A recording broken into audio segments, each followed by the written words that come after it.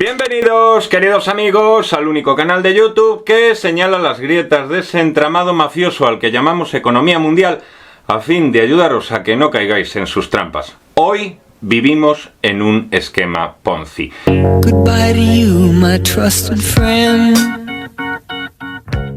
El banco agrícola japonés Norinchukin Bank, lo que viene a ser la caja rural de Japón, que a diferencia de esta no regala gorras a sus clientes sino cuchillos para hacerse el harakiri, ha anunciado la venta de 63.000 millones de dólares en bonos debido al retraso en la reducción de tasas de interés en Estados Unidos, triplicando sus pérdidas esperadas a 9.500 millones de dólares este año. Calderilla. Es lo que cualquiera de nosotros se puede encontrar entre los cojines del sofá al hacer la limpieza. Este movimiento, esta venta en 3 plazos, no han tenido el valor de venderlo de una sola vez, o no les han dejado venderlo de una sola vez. Pone de manifiesto la imparable putrefacción del sector financiero mundial, un sector, el de la banca, expuesto a los riesgos de los tipos de interés. El banco japonés, con 101 años de historia, se enfrenta a una crisis similar a la de la banca mediana de Estados Unidos, por su fallida apuesta en la caída de las tasas. Un momento, ¿qué has dicho, Jairo? ¿Qué es eso de que se enfrenta a una crisis similar a la de la banca norteamericana? Los bancos americanos están sanos y hermosos, ¿verdad? Igual que los europeos, ¿verdad? Pues sí, tú fíjate y no correr. La banca norteamericana lleva un tiempo jugando al rugby con un balón relleno de dinamita y por eso estamos aquí. El último informe de la Corporación Federal de Seguros de Depósitos, FDIC, por sus siglas en inglés, da más miedo que recibir una carta certificada de Hacienda. Dicho informe señala que el sistema bancario de Estados Unidos está al borde del colapso. Sus bancos acaban de anunciar pérdidas por valor de 517.000 millones de dólares en pérdidas no realizadas. Una miseria, vamos. Lo que yo te diga.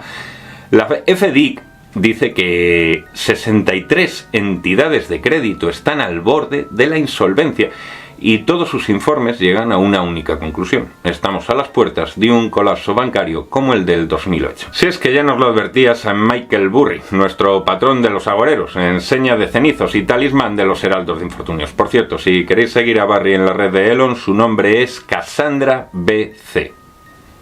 Como digo, la FDIC emitió una advertencia seria, terrorífica. Informaron sobre una pérdida de 517.000 millones de dólares solo en el primer trimestre de la banca. ¿Cómo de grave es la magnitud del problema? Vale, es tan grave que las pérdidas aumentan a un ritmo de 39.000 millones de dólares y creciendo. La situación de los últimos meses es tan catastrófica que la propia FDIC ha advertido que estas pérdidas inusualmente altas, están empeorando, llegando a acumular un pico de 517.000 millones de dólares en pérdidas solo en el primer trimestre. Lo peor de todo es que los bonos tienen la culpa de estas caídas. Estos bonos tienen diferentes plazos de vencimiento y algunos vencen en meses, otros en años y otros en décadas. Algunos, por ejemplo, no vencen hasta dentro de 30 años, como si dentro de 30 años el sistema monetario fuera a seguir en pie. Luego, algunos de esos bonos no tienen un plazo fijo y otros deben venderse antes de su vencimiento, mientras que otros no. Para que lo entendáis mejor, ¿vale? Hay 2 tipos de bonos representados en este gráfico. Los bonos verdes están disponibles para la venta y los bonos rojos se mantendrán hasta su vencimiento. Los bonos que se mantienen por 10, 20 o 30 años no representan un gran problema para los que estamos aquí y ahora. Pero los bonos que deben venderse ahora están en una situación desfavorable, lo que está causando los problemas. Lo más terrorífico de todo esto es que esto ha estado ocurriendo durante 9 trimestres consecutivos y no parece que vaya a terminar mañana, ni que vaya a terminar bien. Si ponemos la lupa sobre los datos, si nos ponemos a hilar fino, vemos un patrón un poco diferente. Sabemos que los bancos tienen alrededor de 5,5 billones de dólares en activos. Luego dirán que sus márgenes están muy ajustados. Durante la pandemia, la Reserva Federal y el gobierno de Estados Unidos inyectaron billones y billones de dólares en la economía. A la gente le dieron morteradas salvajes de dinero que no podemos ni imaginar, literal. Les dieron cheques tan salvajes que Peña, que ganaba entre 120 y 150.000 dólares, que no es tampoco un sueldo muy alto en Estados Unidos. Os dejo unos segundos para que lloréis tranquilos, ¿vale? Ya. Y dependiendo del número de hijos, podía llegar a cobrar otros 60.000 dólares extra al año. Si buscáis en internet hay fotos de aquellos tiempos en los que la gente, nada más cobrar su cheque, se iba corriendo a comprarse bolsos de marca o ropa de lujo. De locura. Fue literalmente regalarle fajos de dinero al personal. Bueno, pues como iba diciendo, no solo se gastaron el dinero en tecnología, bolsos y apuestas, una gran parte de ese dinero fue a parar a los bancos. Los usanos más inteligentes, en vez de fundirse la pasta, pues la ahorraron. ¿Qué hicieron los bancos con ese dinero? Básicamente lo invirtieron en bonos del Tesoro de Estados Unidos, un activo considerado libre de riesgos. Así es como estos fondos se canalizaron de nuevo al sistema, una especie de reciclaje como el que hablaba el otro día. De hecho, llegaron a tener un pico de 6,2 billones de dólares en bonos del Tesoro en el punto máximo durante el primer trimestre del 2022. Y aunque esa cifra ha descendido un poquito de 6,2 a 5,4 billones, hay que señalar que 5,4 billones sigue siendo pues una cifra bastante alta. No mucho para hallados, pero bueno, para cualquiera de nosotros nos da para tapar algún agujero, ¿no? Esto muestra cuánto dinero, que no estaba presente antes de la pandemia, queda aún circulando por el sistema financiero. De hecho, muchos de nosotros, conspiradores todos, creemos que la pandemia fue la excusa utilizada para rescatar un sistema moribundo. Pero bueno, eso es otro tema. Ahora cogemos nuestra máquina del tiempo y volvemos al 2008. Yo por entonces aún tenía pelo. Pero no nos interesa mi salud capilar. Nos interesa fijarnos en la última gran crisis financiera. Como dijo Ralph Nader, tu mejor maestro es tu último error, y es posible que no hayamos aprendido de nuestro último error. Todos los medios especializados, todos los inversores de prestigio y todos los analistas leales a la verdad, es decir, todos aquellos que no nos tragamos la propaganda del sistema, anticipamos un colapso bancario, porque ya hemos experimentado uno, pero los eventos no siempre se desarrollan exactamente de la misma manera. Una cosa es continuar la historia y otra repetirla. Y aquí radica el problema. Estas pérdidas son pérdidas no realizadas. ¿Qué significa eso? Significa que los activos en los libros de los bancos han disminuido tanto que si los vendieran hoy perderían mucho dinero, muchísimo dinero. Tanto dinero que las pérdidas superarían a la capitalización de las entidades. Sin embargo, no todos estos activos necesitan venderse hoy. La mayoría se mantendrán hasta su vencimiento, que podría ser en 20 o 30 años. Entonces, mientras los bancos puedan mantener estos activos hasta su vencimiento, teóricamente no debería haber problema. Teóricamente. Dicho en román paladino, es como si la casa en la que vives, y por la que tienes una hipoteca de 200.000 euros, si quisieras venderla, no te darían 200.000, 230.000, ni 150.000, quizás, con suerte, te darían 10.000. Por lo tanto, tendrías, en teoría, una deuda de 190.000 y ningún bien. Y el problema surge cuando la teoría se enfrenta a la realidad. En marzo del 2023, bancos como Silicon Valley Bank o First Republic Bank, entre muchos otros, quebraron. ¿Vale? ¿Por qué? Porque tenían pérdidas no realizadas en sus libros. El problema fue que esas pérdidas no realizadas de las que estamos hablando, teóricamente no tan graves, se volvieron una realidad cuando los depositantes, gente como tú y como yo, decidieron que había demasiado riesgo y quisieron retirar su pasta del banco. Y cuando la gente acudió a retirar su dinero del banco, ¿qué pasó?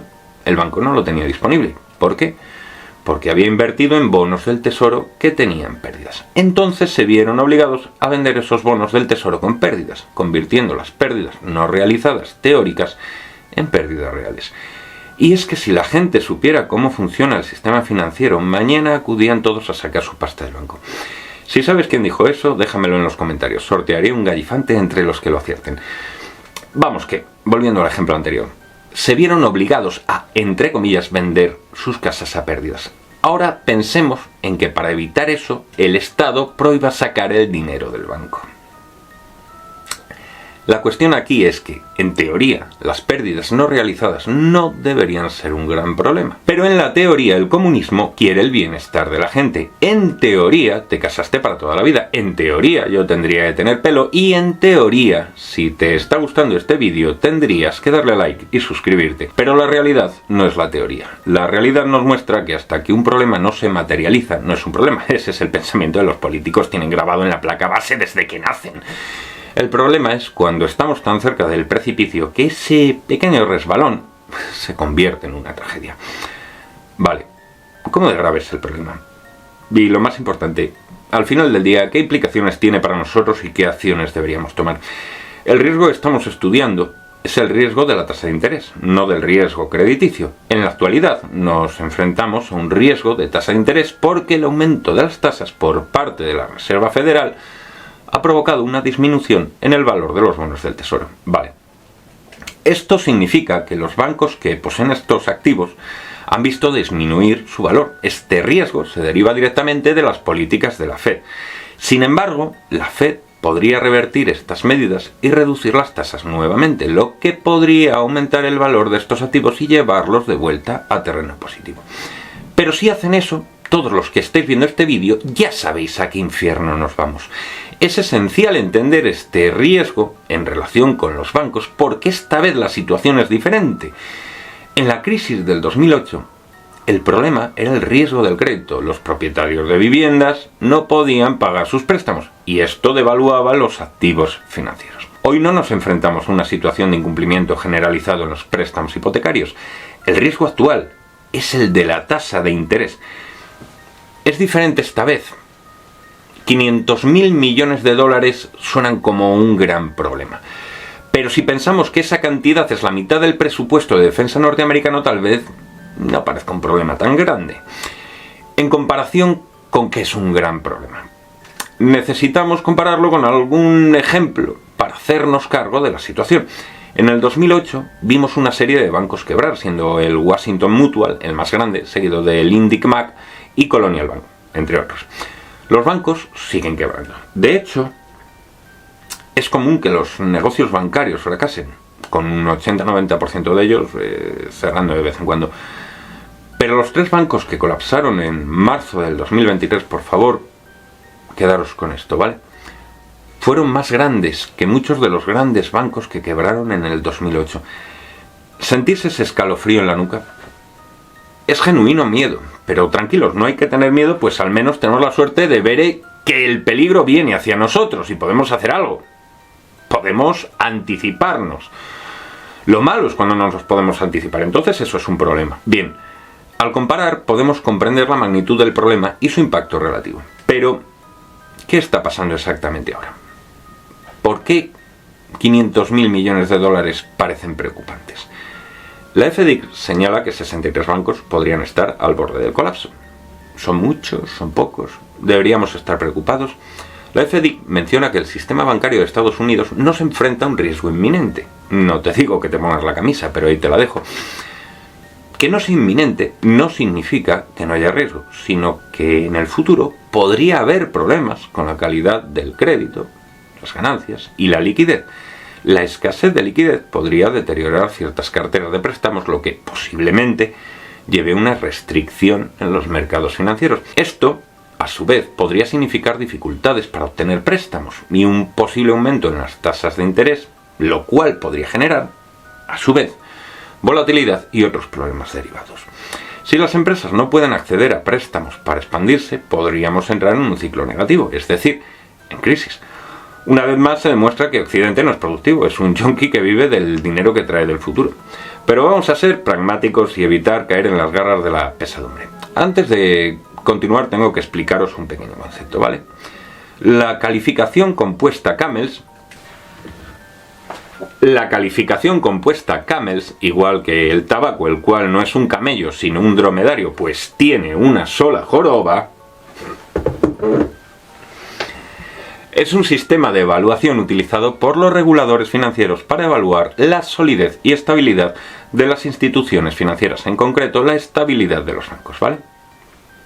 El acrónimo CAMELS es Capital Assets Management Earning Liquidity. Dicha calificación compuesta CAMELS es una herramienta crucial para los reguladores, ya que les permite identificar problemas potenciales y tomar medidas preventivas para mantener la estabilidad del sistema financiero, ¿vale? Esta metodología califica a los bancos en una escala del 1 al 5, donde el 1 indica que el banco es un buen usurero y el 5 que es un usurero mediocre. Quería decir otra cosa, pero me la voy a callar, pues el canal va muy bien y no quiero que me lo cierren. Va muy bien gracias a vosotros, amigos. Bien, una vez comprendido esto, los bancos con una calificación compuesta CAMELS de 4, los considerados problemáticos, pasaron de ser 52 en el cuarto trimestre del 2023 a ser 63 en el primer trimestre del 2024. La buena entrecomillada noticia es que estos bancos representan solo el 1,4% del total de los bancos de Estados Unidos. Es un porcentaje pequeño, pero recordemos que en el 2008 fueron solo unos pocos bancos los que desencadenaron una crisis sistémica que llegó aquí. No creo que los 4 Merkels que tenemos en el banco estén en riesgo inmediato, pero a que te sientes mejor sabiendo lo que hay. Yo al menos sí. Después del colapso del 2023, los políticos rescataron a los bancos. Igual que te rescatan a ti si gestionas mal tu negocio, claro. Es sarcasmo. La Fed y el gobierno norteamericano rescataron a los bancos, pues no se pueden permitir que los depositantes pierdan dinero de los bancos. 300 millones de americanos armados animan a cualquier político a proteger el dinero de la gente. Vale. Esto es crucial porque si un banco colapsa y los depositantes no recuperan su dinero, podría desencadenar una crisis de confianza generalizada en todo el sistema bancario. La gente podría comenzar a retirar todos sus depósitos por miedo a perder su dinero. Es posible que el dinero que tenemos en el banco no esté en riesgo directo, pero el valor de tu dinero sí está en riesgo. Para comprender un poco más sobre este aspecto, os invito a ver los vídeos en los que hablo sobre la inflación en mi apartado de Economía para Todos, ¿vale? Durante los rescates bancarios implementaron el programa de financiación a plazo bancario, BTFP. Este programa proporciona financiamiento a plazos para los bancos, ojo, a fin de asegurarse que los bancos no quiebren. Aquí está el meollo de la cuestión. Todo esto ocurrió en solo 6 días. Desde el momento en que los bancos colapsaron hasta que el gobierno y la Fed lanzaron el programa BTFP.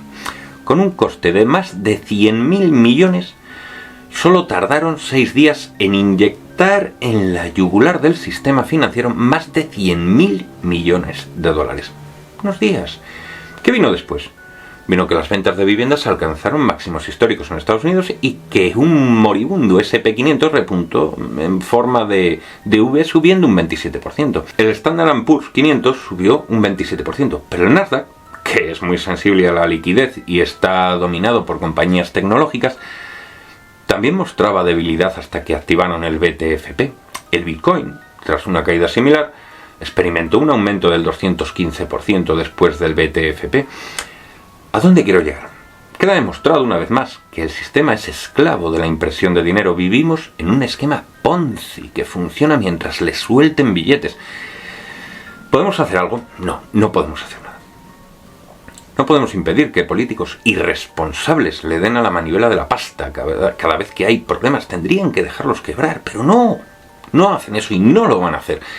El sistema tiene que caer y va a ser destruido, pero no por nada ni por nadie, sino por su propia naturaleza perniciosa. Pero ya no podemos evitar eso, ¿vale? Vamos a tratar de aprovecharnos de la situación. La liquidez afecta a los mercados. Bien queda demostrado. Cuando la Fed o el Banco Central Europeo inyectan dinero en el sistema, ese movimiento se traduce en aumentos de precios en diversos activos, acciones, oro, Bitcoin. Entender el entorno económico actual en el que nos desempeñamos es crucial. Es importante que todos comprendamos cómo funciona para prevenir y, si es posible, aprovechar las oportunidades de compra. También es muy importante pasar del alarmismo. El pánico no lleva a ningún sitio. No podemos dejarnos llevar por el pánico. Hay gente que genera pánico para aprovecharse de la situación. A río revuelto, ganancia de pescadores. Tenemos que quedarnos con una idea. La inyección de liquidez por parte de los bancos centrales impulsa de forma clara los precios de los activos. Y tenemos que pensar que diversificar nuestras inversiones entre diferentes clases de activos no solo sirve para protegernos, sino que también puede ayudarnos a ganar dinero. Lo repito una vez más, ¿vale? Vivimos en un esquema Ponzi, en una estafa insostenible que depende de una afluencia continua de dinero nuevo para seguir funcionando. Eso es una locura. El esquema colapsa si el flujo de dinero nuevo se desacelera o disminuye. No hay más, no hay otra verdad. El flujo de pasta no va a parar luego, ya sabéis lo que nos queda. Si no respondemos en consonancia, no será porque no lo advertimos. Muchas gracias, queridos amigos, y feliz día, si podéis, y os dejan. Un abrazo. Goodbye to you, my trusted friend.